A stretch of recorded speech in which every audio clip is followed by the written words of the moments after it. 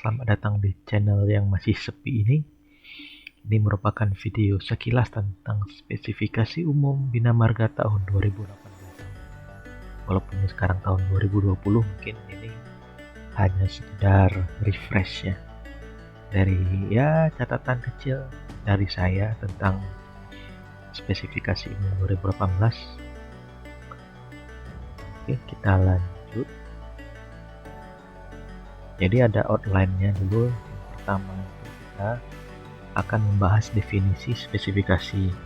Jadi ada sekilas mengenai definisi atau pengertian yang mungkin kita belum tahu apa sih itu spesifikasi. Yang kedua, spesifikasi ini untuk siapa sih? Nah, jadi siapa saja yang dapat menggunakan spesifikasi umum ini nanti akan dijelaskan lebih rinci.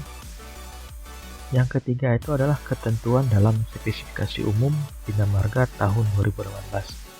Nah, ini saya cuma mengutip dari Surat Edaran Dirjen Bina Marga nomor 02 tahun 2018. Nah, yang satu lagi ini, kalau dulu kita masih mengenal dengan spesifikasi umum 2010 Ref 3 sebelum 2018 ini.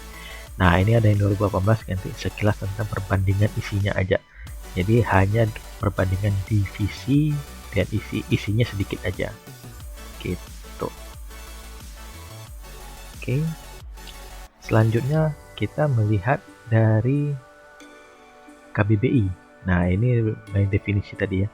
Jadi spesifikasi itu bisa didefinisikan proses atau cara atau perbuatan yang melakukan pemilihan atau perincian. Nah, ini kalau dari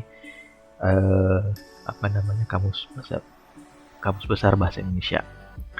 Nah, ini saya ngambil dari kitasipil.com, ini dari web aja supaya kita agak kekinian. Nah, itu spesifikasi lebih ke spesifikasi teknis ya. Spesifikasi teknik adalah suatu uraian atau ketentuan-ketentuan yang disusun secara lengkap dan jelas mengenai suatu barang, metode, atau hasil akhir pekerjaan yang dapat dibeli, dibangun, atau dikembangkan oleh pihak lain sehingga dapat memenuhi keinginan semua pihak yang terkait. Nah, ini ada spesifikasi, kita naikkan sedikit menjadi spesifikasi teknik. Tapi yang kita bahas adalah spesifikasi umum. Nah, muncullah pertanyaan, mengapa ada istilah spesifikasi umum ini? Nah, ini menjadi sebuah pertanyaan ya buat kita semua. Nah, kalau kita lihat di sini sebelah kiri ini ada gambar cover spesifikasi umum Bina Marga tahun 2018. Nah, oke, penjelasannya adalah spesifikasi umum Bina Marga digunakan pada pekerjaan konstruksi jalan dan jembatan yang bersifat umum dan sudah lazim dikerjakan di seluruh Indonesia, kecuali untuk jalan tol. Nah, ini perlu digarisbawahi, kecuali untuk jalan tol, karena jalan tol itu punya spesifikasi sendiri. Nah, selanjutnya sebagai acuan teknis bagi penyelenggara jalan dan menyeragamkan tata cara pelaksanaan pekerjaan konstruksi jalan dan jembatan agar kualitas pekerjaan dapat terkendali. Nah, ini ada fungsi pengendali di sini di spek umum ini. Jadi tidak hanya sebagai acuan saja. Nah, ini for your information, selain spesifikasi umum, ada juga spesifikasi khusus. Ada spesifikasi khusus interim dan spesifikasi jalan tol. Nah, ini mungkin di lain waktu akan kita bahas apa sih bedanya spesifikasi umum, spesifikasi khusus, dan spesifikasi khusus interim. Nah, timbul pertanyaan lagi, kira-kira siapa saja yang menggunakan spesifikasi umum Bina Marga? Nah, oke, kita lanjut bahas siapa-siapa aja sih yang bisa menggunakan ini. Yang pertama itu adalah aparatur sipil negara atau lebih sering kita singkat dengan ASN. Nah, ASN di sini yang terutama bekerja di lingkungan Direktorat Jenderal Bina Marga Kementerian PUPR. Bagaimana dengan ASN di luar PUPR? Boleh saja, karena spesifikasi umum ini menjadi acuan dan tata cara pelaksanaan pekerjaan konstruksi jalan dan jembatan serta salah satu dasar dalam menyusun APS. Nah, bisa saja kalau ASN di Pemda misalnya ingin membangun jalan provinsi atau jalan kabupaten mengacu pada spesifikasi umum ini. Selanjutnya ada penyedia jasa. Nah, di sini kita akan membagi 3 kategori. Yang pertama itu adalah konsultan perencana yang tugasnya membuat DED. Nah, kalau pekerjaannya tentang jalan jembatan, ya pastilah mengacu kepada spesifikasi umum Bina Marga. Yang kedua itu adalah kontraktor pelaksana atau pemborong. Nah, di sini dia melaksanakan pembangunan sesuai kontrak. Salah satu isi kontrak adalah spesifikasi umum.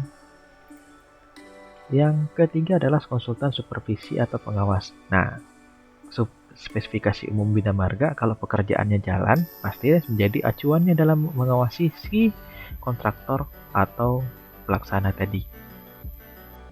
Yang ketiga itu adalah auditor.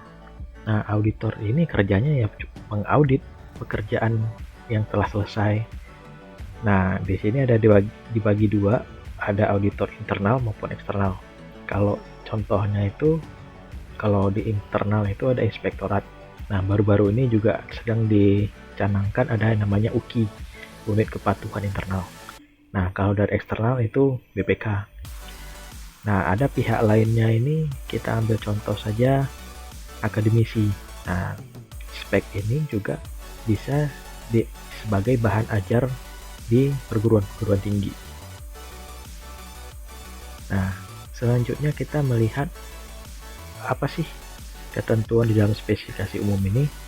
Nah, ketentuannya kita kutip saja dari Surat Edaran Dirjen Bina Marga nomor 02/SE/DB/2018. Nah, jadi intinya dalam spek ini dia mengatur persyaratan mutu bahan, petunjuk pelaksanaan, ketentuan peralatan, dalil mutu, ada pengukuran hingga pembayaran. Selanjutnya yang perlu kita ketahui, biasanya sekarang itu setiap spek yang dikeluarkan selalu disertai dengan surat edaran. Jadi surat edaran adalah bagian yang tidak terpisahkan dari spek umum ini. Nah, khusus yang nomor 4 kita melihat ada yang namanya mengatur tentang manajemen keselamatan lintas, pengamanan lingkungan hidup, dan penanganan keselamatan dan kesehatan kerja. Nah, kalau untuk pengamanan lingkungan hidup kita bisa merujuk kepada peraturan Kementerian Lingkungan Hidup yang terbaru juga sebagai rujukan. Dan untuk K3 ini kita juga sudah ada di Kementerian PU itu di Permen 21 tahun 2019. Yap, ini adalah perbedaan divisi yang ada di spesifikasi umum 2010 dan spesifikasi umum 2018.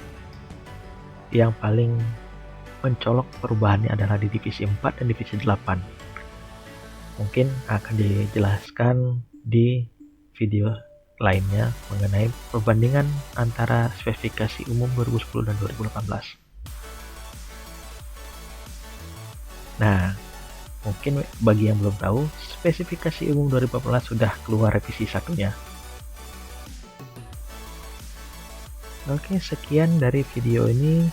Jangan lupa jempol ke atas kalau Anda suka video ini, tombol jempol ke bawah kalau Anda tidak suka. Jangan lupa kalau Anda berkenan boleh subscribe supaya kita bahagia. Terima kasih.